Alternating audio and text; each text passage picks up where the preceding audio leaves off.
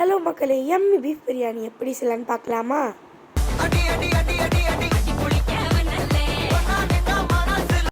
இப்போ ஒரு பாத்திரத்தில் எண்ணெய், வெங்காயம், கிராம்பு அதெல்லாம் சேர்த்துக்கிடுங்க.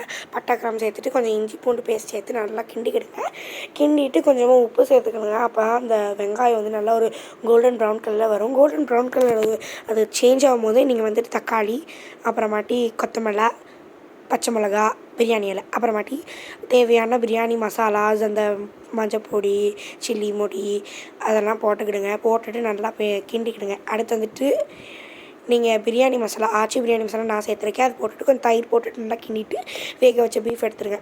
அப்புறம் நம்ம ஆல்ரெடி வேக வச்சுட்டு போன பீஃப், அதோட தண்ணி இருக்கும்ல, அதை வந்துட்டு நீங்கள் தேவையான அளவுக்கு சேர்த்துக்கிடுங்க. சேர்த்துட்டு நல்லா கிண்டிட்டு டேஸ்ட் பண்ணிவிட்டு உப்பெல்லாம் கரெக்டாக இருக்கான்னு பார்த்துட்டு வச்சுருங்க. அடுத்து பார்த்துட்டுக்கோங்க. நம்ம கொஞ்சம் நேரம் மூடி போட்டு நல்லா சலசலன்னு சவுண்டு வரும்ல, அப்போ கொஞ்சமாக நம்ம ஊற வச்சுருப்போம்ல பிரியாணி அரிசி, அது கொஞ்சம் நிறைய வந்துடும். அது நீங்கள் சேர்த்துக்கிடுங்க.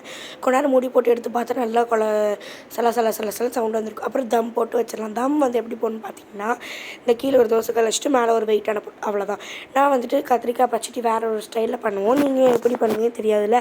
வந்துட்டு உங்களுக்கு இந்த கத்திரிக்காய் பச்சடியோடைய டைட்டில் வந்துட்டு வேணும் அப்படின்னு பார்த்தீங்கன்னா, நீங்கள் வந்துட்டு இன்க்ரீடியன்ஸ் வேணும் அப்படி சொன்னால் லிங்க் இன் கமெண்ட்டு டைப் பண்ணுங்கள். நான் கண்டிப்பாக உங்களுக்கு வந்துட்டு சொல்கிறேன்.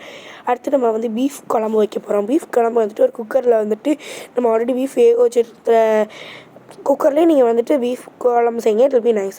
கொஞ்சமாக எண்ணெய் போட்டு எண்ணெய் சூடானோடனே அதில் ஒரு வெங்காயம் அப்புறமாட்டி கொஞ்சமாட்டி கொத்தமல்லி இல்லை கருவேப்பிலை.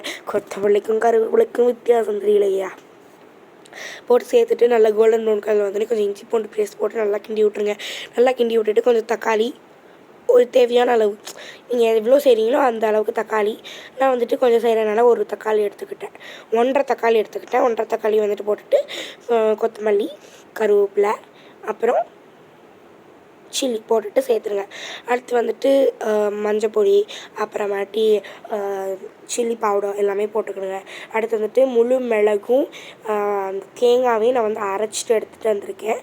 ஸோ அந்த அரைச்ச அந்த தேங்காவையும் பெப்பரையும் சேர்த்துக்கிறேன். சேர்த்து நல்லா கிண்டி விட்ருங்க. நல்லா கலர் சேஞ்ச் ஆகிருக்கு பார்த்தீங்களா. அப்புறம் அது என்ன சொல்லுவாங்க, மஞ்சள் பொடி, குழம்பு மசாலா பொடி இருக்குல்ல, அது போட்டுட்டு ஒரு சிக்கன் இல்லை பீஃப் அப்புறம் தயிர் போட்டுட்டு நல்லா விசில் போட்டிங்கன்னா ரெடி. அடுத்து இந்த சைடில் பிரியாணி சூப்பராக வெந்துடுச்சுங்க. உங்களுக்கு பார்த்தாலே தெரியுது, எனக்கு அப்படி அப்படியே ஊறுது, இப்போவே சாப்பிடணும் போல். சரி, ஓகே. இதெல்லாம் எடுத்துகிட்டு யார்கிட்ட டேஸ்ட் பண்ண வராங்கன்னு பார்த்தா ஒரு பெரிய ஷாக்குங்க. ஏன்ட்ட தான் வராங்க. ஹாய்னா, என்ன சாப்பிட்றீங்க? நான் வந்துட்டு பிரியாணி மாட்டி, இது வந்துட்டு என்ன பிரியாணி? பீஃப் பிரியாணி. அப்புறமாட்டி இது வந்துட்டு கத்திரிக்காய் பச்சடி, வெங்காய பச்சடி, அப்பளம். டேஸ்ட் பண்ணி பார்த்துடலாமா? எப்படி பிரியாணி சாப்பிட்ணுன்னு சொல்லித்தரேன்.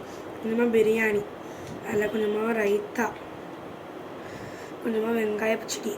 ரைத்தா தான் வெங்காய பச்சடி. கொஞ்சமாக கத்திரிக்காய் கூட்டு, அப்புறமாட்டி கொஞ்சமாக அப்பளம், அப்புறம் கொஞ்சமாக பீஃப். ஸோ இதை எல்லாத்தையும் வச்சுட்டு உங்களுக்கு ஒரு பைட்டு